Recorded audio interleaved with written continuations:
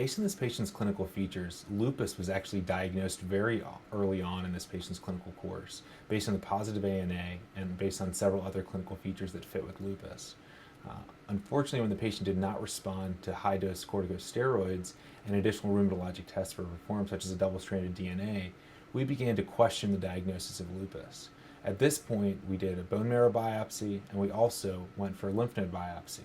The bone marrow biopsy was uninformative at determining what could be driving this, but the lymph node biopsy got us thinking that this could be multicentric Castleman disease. At that point, we also performed the really important test to exclude. So HIV was tested for, HHV6 and HHV8 were both tested for, and additional vasculitis tests were performed, as well as looking for clonality within the lymph node for some sort of malignancy. At this point, when all these other disorders were ruled out and we saw the features consistent with multicentric Castleman disease, both pathological and clinical, such as fluid retention, constitutional symptoms, renal dysfunction, we really felt confident this patient did have HHV8 negative multicentric Castleman disease. When you are evaluating a patient with HHV8 negative MCD, it's really important to measure a few very critical biomarkers. First, you want to be testing CRP serially. So you want to make sure you can see how the C-reactive protein trends relative to treatment and based on the clinical course.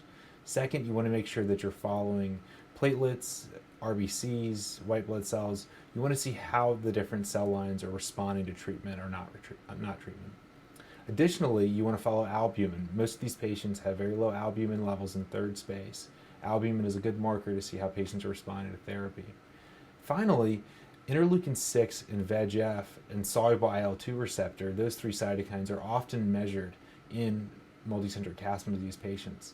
It's really important to know that measuring interleukin-6 is not diagnostic, and oftentimes measuring interleukin-6 levels is really uninformative. Patients with idiopathic multicentric Castleman disease can have low interleukin-6 levels, whereas others can have very high, and it does not correlate very well with disease status.